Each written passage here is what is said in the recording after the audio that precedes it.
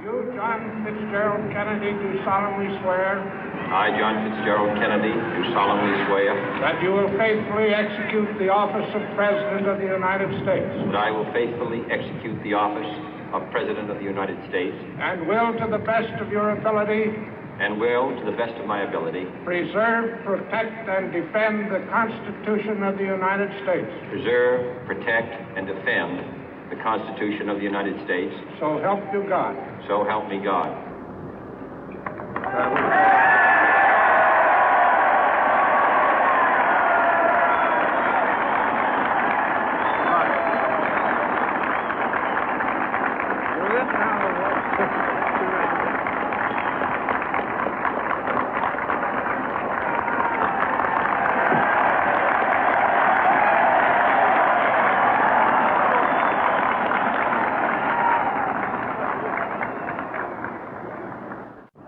Vice President Johnson, Mr. Speaker, Mr. Chief Justice, President Eisenhower, Vice President Nixon, President Truman, Reverend clergy, fellow citizens.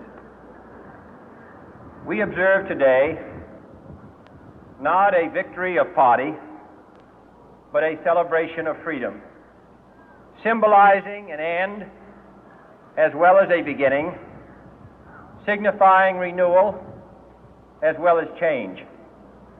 For I have sworn before you and Almighty God the same solemn oath our forebears prescribed nearly a century and 3/4 ago. The world is very different now, for man holds in his mortal hands the power to abolish all forms of human poverty and all forms of human life. And yet the same revolutionary beliefs for which our forebears fought are still at issue around the globe. The belief that the rights of man come not from the generosity of the state, but from the hand of God. We dare not forget today that we are the heirs of that first revolution. Let the word go forth from this time and place to friend and foe alike that the torch has been passed to a new generation of Americans born in this century, tempered by war, disciplined by a hard and bitter peace, proud of our ancient heritage, and unwilling to witness or permit the slow undoing of those human rights to which this nation has always been committed and to which we are committed today at home and around the world.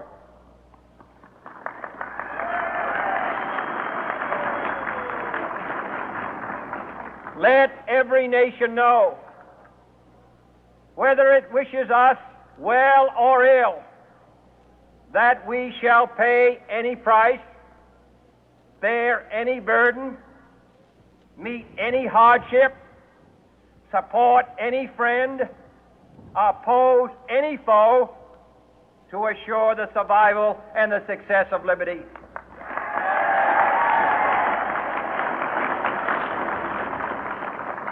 This much we pledge and more.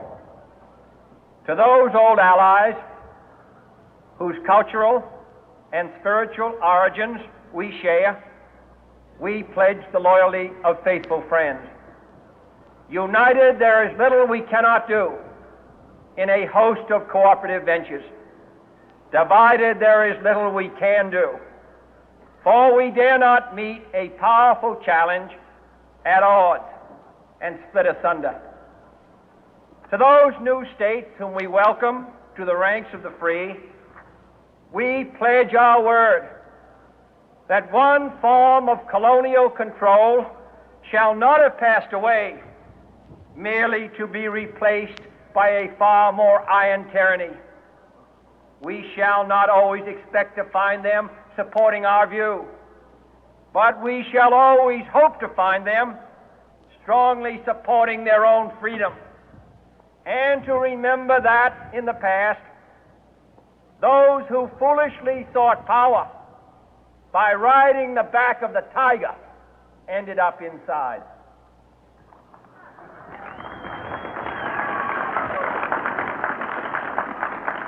To those people in the huts and villages of half the globe struggling to break the bonds of mass misery, we pledge our best efforts to help them help themselves for whatever period is required, not because the communists may be doing it, not because we seek their votes, but because it is right. If a free society cannot help the many who are poor, it cannot save the few who are rich.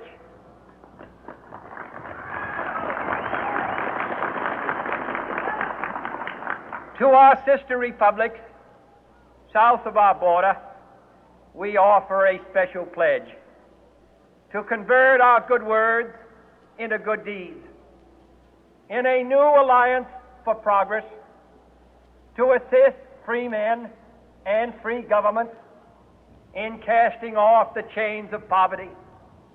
But this peaceful revolution of hope cannot become the prey of hostile powers.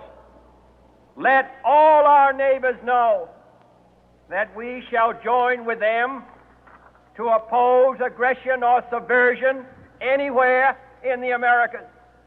And let every other power know that this hemisphere intends to remain the master of its own house.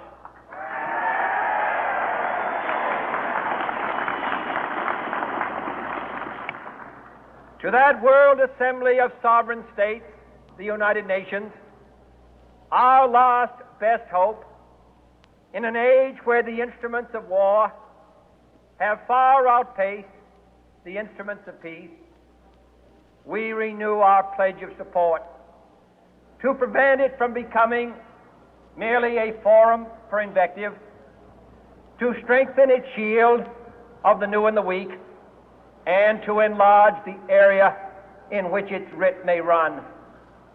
Finally, to those nations who would make themselves our adversary, we offer not a pledge, but a request that both sides begin anew the quest for peace. Before the dark powers of destruction, unleashed by science, engulf all humanity in planned or accidental self-destruction, we dare not tempt them with weakness, for only when our arms are sufficient beyond doubt can we be certain beyond doubt that they will never be employed.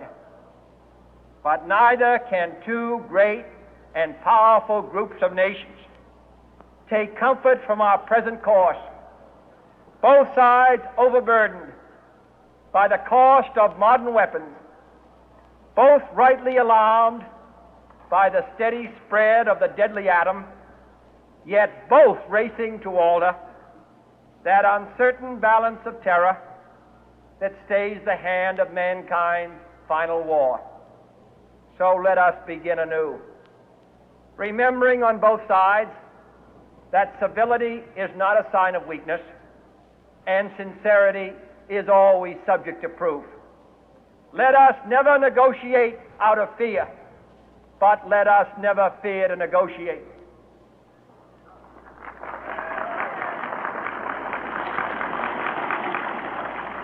Let both sides explore what problems unite us, instead of belaboring those problems which divide us. Let both sides, for the first time, formulate serious and precise proposals for the inspection and control of arms, and bring the absolute power to destroy other nations under the absolute control of all nations.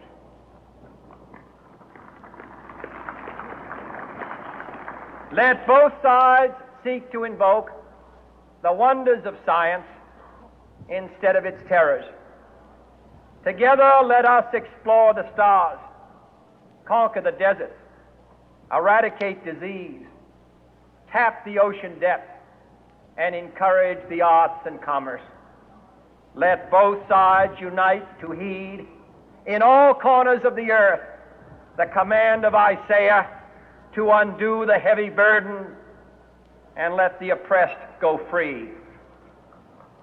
And if a beachhead of cooperation may push back the jungle of suspicion, let both sides join in creating a new endeavor, not a new balance of power, but a new world of law, where the strong are just, and the weak secure, and the peace preserved. All this will not be finished in the first 100 days, nor will it be finished in the first 1,000 days, nor in the life of this administration, nor even perhaps in our lifetime on this planet.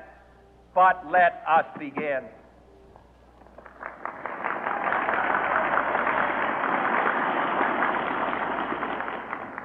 In your hands, my fellow citizens, more than mine, will rest the final success or failure of our course.